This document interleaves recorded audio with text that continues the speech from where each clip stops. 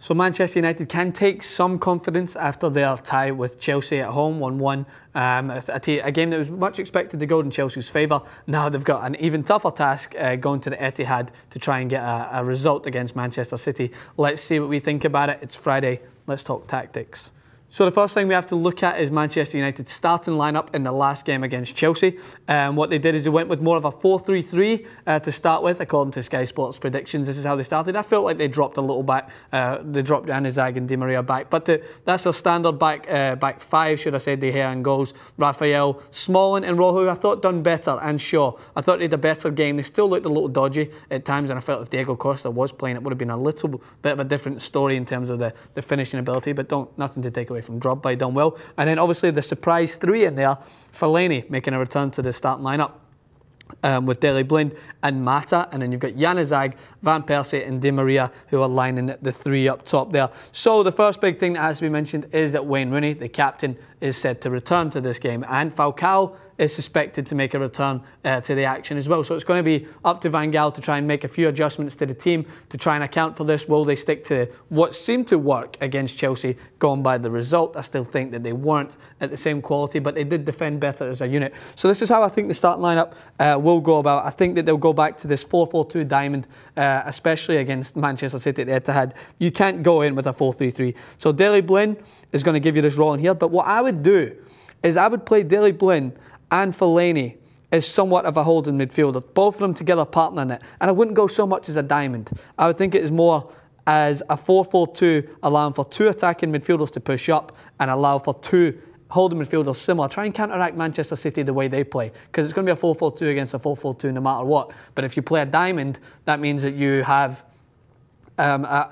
attacking midfielder playing higher up the field, and it leaves Daley Blind to cover all in there himself, whereas Fellaini's pretty good at getting back in there, getting stuck in, winning headers. So I think I would go, if I was Van Gaal, I would go with Fellaini and Daley Blind in this role. And what this then does, it allows for this man to move all in this area. And we talked about him, and we talked about him so much. Di Maria, I thought he was poor against Chelsea. You know why? It's because he was part of that 4-3-3 that then dropped back, and he had to worry about defending on that wing because Chelsea do counter-attack quick. He had to worry about tracking back, which he didn't do at his best. But when you play a 4-4-2 with two holding midfielders, he's got all the freedom to float in amongst this area and do basically as he wishes. And then if you play Mata, which they could do, you could play Wayne Rooney in that role. If you wanted to, you could play Di Maria just as a free role and bring maybe Rooney back to be a 3 in the midfield with two holding midfielders, and that allows room for Falcao to come in if he is fit, or Van Persie. But the one thing I wouldn't do is I'm not so fond of Januzaj at the moment. He's a young kid, yes, I think he's a good player, but I don't think that he's got that star quality to play against a team like Manchester City and go in and do damage. So for me, he would be the first one to take out of that starting lineup that they had against Chelsea. He did do a couple of good things, there's no doubt. He's got some trickery in there. Reminds me of like a Nani at that point where he's just coming into his own. Maybe he will develop into a great player. But in this game, going to the Etihad, you have to be strong, you have to be up to the challenge, you have to be experienced. So whether they go with a Juan Mata and a Di Maria in this sort of way, I can imagine they would play something like that and then just partner Rooney with Van Persie up there. If Falcao's not fully fit, he's got numerous options.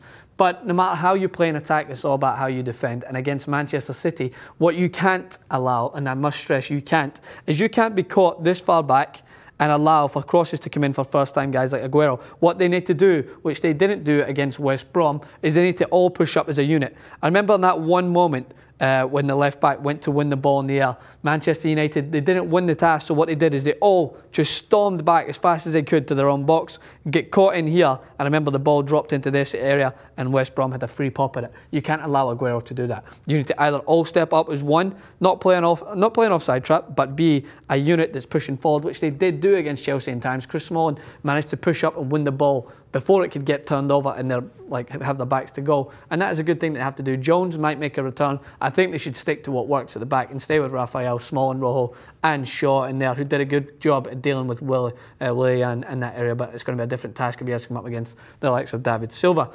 So it's kind of basic tactics at this point. I think we've touched on both teams so much through the season that you know what to expect. I think the difference from Manchester United is going to be whether they can free up Di Maria and sculpt their tactics around allowing him to be free, because he's that good that you need to do this against a team like Manchester City. City are conceding goals. this could be a big turning point in the season. I think if Manchester City go 1-0 up, they will win the game. If it's a 0-0 game throughout, I think Manchester United could sneak it.